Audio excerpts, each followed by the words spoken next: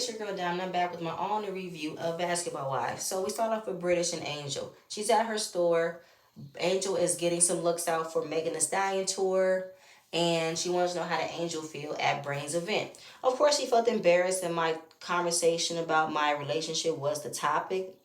Why you guys talking about my relationship? And then British knows what Jackie's intentions be. She means no harm. She's very genuine, but she do need to stop meddling other people's relationships.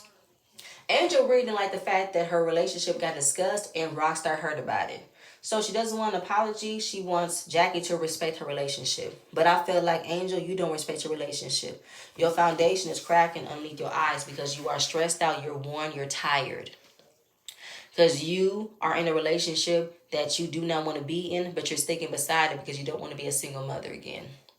You're accepting whatever Rockstar is giving you. I mean, this man embarrassed you a couple of episodes ago with a fourth promise ring.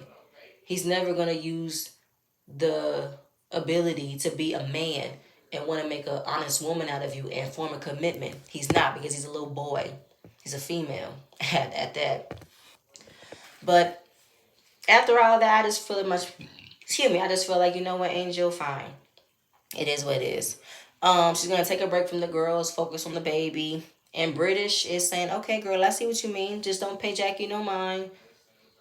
And then she opens up with how Lorenzo ended his partnership with his ex, and that they move forward to being better co-parenting. They've been communicating effectively. It's going good, and we're just gonna go from there. So Duffy talks to her man about what happened at Brandy's tasting event. The food was good. She came up with a name for a cookbook, Maximum Flavor. And her fiance, being a sports angel, he has helped a lot of lives and careers. And she talked about what the drama went down. She said that Jackie over exaggerated what she meant. When she did say she was worried about Angel, she is worried that her and Rockstar are having issues. But when that was found out, Rockstar came back and told Jackie that if I don't mind my business, he's going to air me out, and what he knows about me is going to make you leave me. So there's been some old stuff about Duffy and her man, how they went through rumors about her being with French Montana, another man, and another man. It doesn't phase them, it doesn't hurt them. They've been through that. And Iman said, why is he focusing on his girlfriend's business when he's working on real business? He needs to focus on his shit, not his girl's shit. And I'm with that though. But that's Rockstar. He's a female. He loves mailing into females' business. That's some bitch ass shit right there. But it made me wonder, like, old tales. So have y'all went through that before? Have there been some cheating happening in your relationship that you guys have went through? I just want to know. So then the conversation about her not being a DJ anymore. What's up with that? So she has a final show coming up in Las Vegas with French Montana, and that'll be her last show. But she wants to transition into finding something else to do if she's not going to be a DJ. He wants her to stay at home, but she doesn't want to stay at home. That's not what I'm about. The whole family dynamic, I hear you, but I want to contribute as much you're contributing. I don't want to depend on you paying for everything. I want to pay for things too. I was taught to hustle, I was taught to grind, and I'm finna sit at home and be still. Because he said he want the family dynamic that he never had growing up. Again, he might not hear you, but why don't you want her to still find something else for her to be happy about? Something else that she can, you know, find a new hobby or find another part of her career. Because if being a DJ you don't want her to be anymore, she still wants to find something else to make her life good though. Want to find something else to make her happy. So it still is not sitting with me as to why he want her to just end being a DJ altogether and just staying at home. It's not sitting with me with that. I don't get it. So Malaysia, she wants to have a fun workout, and she only invited Jackie and Jen. So she has aerial yoga, which is really fun. I want to try it. And then after that, they have a conversation about what happened at Brandy's tasting event. Jackie didn't like how her intentions was twisted, and Angel didn't like it. So she wants everybody to stop sweeping these under the rug. I want us to move forward. Let's not things fester. Because in this group, when things start to fester, things start to sit, it becomes a big blow up. Malaysia talked about how she used to want to avoid problems, but now she's in this new space, new attitude, that she wants to move forward. So that's why Jackie has a podcast coming up for everybody to come together and everybody to open up their life experiences of being a basketball wife, girlfriend, fiance, because we all got stories, we all got something to tell, because we are a sisterhood. We're in this basketball world. So Jackie's at a music store checking out some mics. Brandy and one of the sisters that I don't care for, she is just a fly on the wall. Why are we giving the sisters relevancy and camera time? The one sister who is a wife, she don't do nothing but sit there and look pretty. She doesn't bring anything. Why are we giving them camera time? They don't. Anyway, so basically, the podcast is about us going through the transition of being a basketball wife. What did we go through? Jackie's talking about how my husband was a player, then he retired, now he's back to coaching. And I feel like coaching puts him as just much as busyness as a player does. I am barely seeing him. He's back on the road again. So your life experience as a wife, like what did you experience? What did you do? So she told them that Malaysia will be coming, and Brandy opens up with, I don't mind that she's coming, but the one thing that irritated me was when she brought Zale. And when you bring Zale around, you know it's going to be some mess for someone who has a reckless mouth. So she felt like she was being set up by that. Now, I don't believe that you were set up by that, though, Brandy, but I do believe that you were right when you called out Malaysia's intentions for bringing Zale over, because he has issues with one person on the cast besides you, and that was Jennifer. So you weren't set up though, but you wasn't wrong when you called out Malaysia being messy for bringing Zell around. And just going through the history of her and Malaysia having conversations over the phone, FaceTime, talking about everything. And hopefully they can get to that point at the podcast. So she gets emotional. She's been extremely hormonal, dealing with the loss of her dad and maybe the loss of a friendship with Malaysia. And Jackie said, if you guys can have a conversation, you guys can both talk about what hurt you've been experienced with her, the same thing. Brenda know what hurt that she's done to Malaysia. But I do believe you do know what it was, and Malaysia knows what hurt she's done to you. Y'all just will need to have a conversation. So Angel.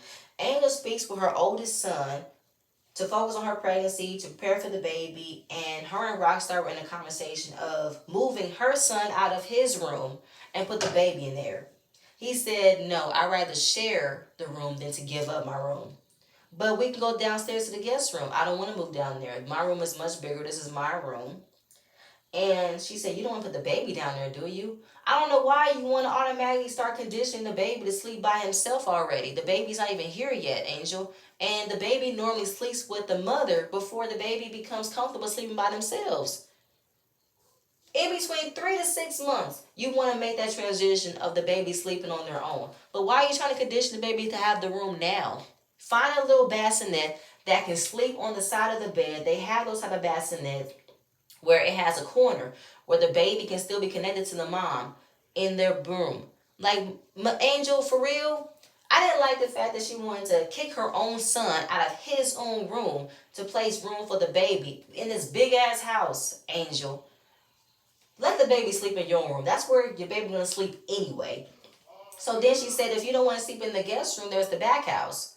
Walking outside in her big ass mansion, along across the courtyard, there is a back house, a 2-bedroom back house, own kitchen, own gym, personal court. What 15-year-old high school kid wouldn't want to live all this? The one that doesn't want to. Why are you trying to push your kid to be out? Why are you trying to push your kid to find his own space already? So from that point, it's kind of like, girl, no. That's not good. So she has been going through a lot, wanting to make sure that while preparing for the baby, to spend time with her children, right? So her son said, I don't want to be like it was last time. When my sister was born, I kind of felt invisible. I kind of felt left out. And I don't want the same thing to happen to her and to happen to me. She didn't know that he was feeling that way. Then, of course, remember when he was little, he talked about his father dying and he doesn't have a dad. It's just been her this entire time. So she has been trying to be the mother and the father this entire time. She sacrificed a lot, but he still felt neglected. He wishes that she can try to come around more, especially to his games, be present, and you're the only parent that I have. So she got emotional, but she was hearing him that he hasn't felt noticed, he hasn't felt appreciated, and I'm doing the best that I can. I'm gonna do better. It's just been me this entire time. I work a lot to make sure you and your sister have a good life, but I'm gonna do better. I really am. And I feel that she will. It made me emotional that she started crying because she never thought about that. But yeah, I love the fact that her son was open and honest about how he felt. So Jackie prepared for her podcast. Duffy arrives first, and Duffy is in a confused state. while she wants to fix her relationship with Angel, she doesn't like the fact that her boyfriend's coming out here trying to spray her on her personal stuff. And she really wants to fix it. And I don't have to be around Rockstar to have my friendship with Angel. I can be just friends with her, leave him out the dust, okay? So obviously talking about, I hear you trying to transition from DJing. DJing to do what? Maybe you should do a podcast. Actually, she wants to executive produce an album. Be the first female DJ Cali. He started off as a DJ and now he's an executive producer. I want to figure out how the way to pick my artists, produce my music. I have an ear for music. That's what I really want to do. So if she was able to do that, then she can ixnay on being gone for 40 days at a time on a tour and be able to produce and be at home with her family. I love that though. So British talks to Brandy and Brooke about her and Lorenzo been co-parenting. They're texting on friendly terms. It's really good. Then the other sister that I don't like is back on my screen. She's on the red carpet with Jennifer. She brought a fruit tray as a peace offering after what happened to gender reveal, whatever. Brooke gives her a nasty face because that weird shit you pulled, I'm not fooling with her. She gives me weird bitch vibes. I hear you, Brooke, and I'm with that. So Jackie opens up with nobody knows the life of a basketball wife. Nobody knows the actual inside of what we go through. So she opens up with her being married with Doug for 26 years, been together 30 years. And then Malaysia walks in late. I said, that's kind of rude though. She just started. Why wasn't you here on time? And Brandy made a comment how typical Malaysia. You girl, you can't get your shit together. Get your shit together. Why are you coming late? And I wasn't even mad at that. Like, Malaysia, ain't nobody gonna wait for you. You know what time you're supposed to be here. You heard about it when Jackie told you, so I don't know why you late. Anyway, she was the first person to talk. She talked about her life as a basketball wife with Gennaro, how she experienced it. It was an adventure. They were like on 6 different teams. Then when he retired from playing, he went through a difficult period of not being able to play. And in that transition, you don't know what the fuck you're doing. You got all these kids, all these bills. And before he became a coach, I was his punching bag. Since he did not know what to do, he didn't know what to become anymore. And the one that was there by his side, he took his anger out on me. But they had beautiful kids, and she wouldn't regret anything in the world. So Brooke sees a different side of Malaysia. She was being vulnerable. She was opening up. Maybe this is the person I can get to know. Brandy has heard this story multiple times, and she misses the times that her and Malaysia would conversate and talk. She misses that time. And if Brandy really wants her friendship with Malaysia to work, Brandy has to learn how to keep her emotions in check and not be so aggressive and not let her emotions take over. Malaysia also have to not be selfish and give somebody else a space of understanding. So Brandy talks about her life with her husband, high school sweethearts. She never thought of herself as a stay-at-home mom. She always was taught to hustle. They made a deal. When he was reaching the end of his career, she would transition into doing things for herself. Duffy is watching and listening how she's had friends who dated successful men, athletes, got left with nothing. I don't want to be the type of woman that depends on a man. So the transition that her husband had was normal. He humbled himself. So Duffy is now battling back and forth with should I retire from DJing? I don't think I should retire just yet because I want to be able to move forward to transition from being a DJ to being an executive producer. That will be the first female DJ to be an executive producer. Will be a huge accomplishment, okay? And I want Duffy to do that though. I want her to do it. I want her to put her energy in what she wants to do. If she wants to still keep DJing as a back burner while she's putting her effort into becoming a DJ executive producer, she should. I'm not talking about Nia. I'm not talking about her because I feel like she's irrelevant. Um, Brooke makes a comment about how as women we are the head of the household and we cook, we clean, we make sure we give the man what he wants, and while they go through their transition, we go through ours silently, and it is what it is. So British was the last person to talk, and she met Lorenzo when she was 21. He played overseas. She lived in Israel, Turkey, Germany, Russia, all over the place. So when he was introduced in the new world, she was introduced it with him. It was a hard transition that she went with him after he retired from basketball, but he always loved working out. I said, you should become a trainer. But the problem was he would like to fuck his clients. So that was pretty much a not so profitable business to be in. Every client you want to come and you want to fuck them. That's not going to work for me. And she was being honest, telling the truth, but there were times where he was there for her. He was there for her when her father died. She got emotional. They went through a lot of stuff together. Being with a basketball player is not easy. It's hard. It could be beautiful. It could be a nightmare. And the podcast ended it on a really good note. All the ladies shared their stories. I enjoyed hearing their stories. It was a good podcast. I liked it. So Angel spent time with her children, letting her know that her kids need as much of attention as they do because they are still growing. And while they are planning a space for a new addition, I'm going to make sure you guys are all getting the attention because I love all of y'all. And her son gets to keep his room. She will be placing the baby stuff in the guest room. The baby will sleep with her in the room, which shouldn't have been the idea from the beginning. Anyway, like I just felt like at the end of the day, though, Angel wasn't even a problem. And I want to know, how did Rockstar get you to agree to kick your son out of his own room? Rockstar living with you. He has no authority to contribute nothing. You need to run your household like you've been running your household when you didn't have a man. That's all I'm saying.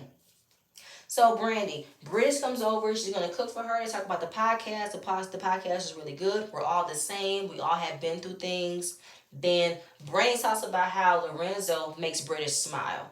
Every time she mentions Lorenzo, she lights up every time she mentions it. And I know that you guys have went through a lot, but can you see you getting back with him? She felt that at some point though, because when she did leave, she leave to see where he cannot have her. I left to prove a point. I left for him to appreciate me. And if he doesn't get together, I will leave. So she does remember the good times, but they were toxic. Good, but toxic. Don't know if that's something to be proud of. But I found it funny coming from Brandy because her husband cheated on her multiple times. We heard the number from Ayala. And but at the same point in time, how did she get over her husband cheating on her? Because of the times that he was there for her. When she was beating ovarian cancer, he was there. When her hair fell out, he shaved his head. So while she is overlooking the hurt that he put her through, she focused on the good times, the times that he was there for her. And they talked about counseling and they focused on each other and it worked. I don't know how I can get over a man who have admitted sleeping with over 300 women. I don't know if I can get over that. And I am not knocking that he was there for you at your darkest moments, though. But, Brandon, I'm not going to say nothing disrespectful, but I just found it funny, though. And I guess you were the right person to talk to British because you went through it, but British left. She left.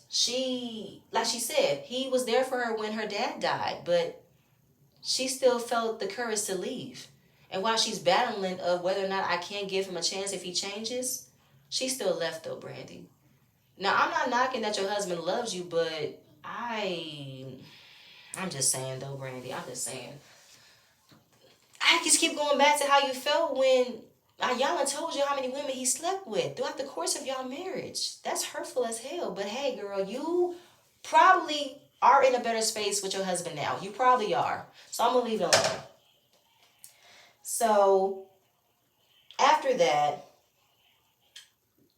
British is on FaceTime with her daughter Lorenzo, and she wanted to have a conversation with Lorenzo about how the woman that he's dating for the week or the dating for the month posted a picture about their daughter.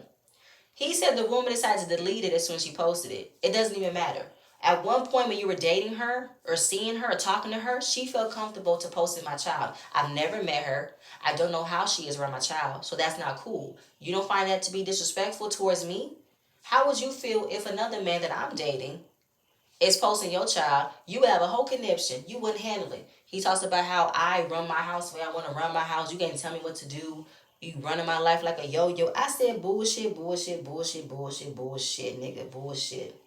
You are a 40-year-old man and you don't find it a problem that somebody that I do not know is posting my child.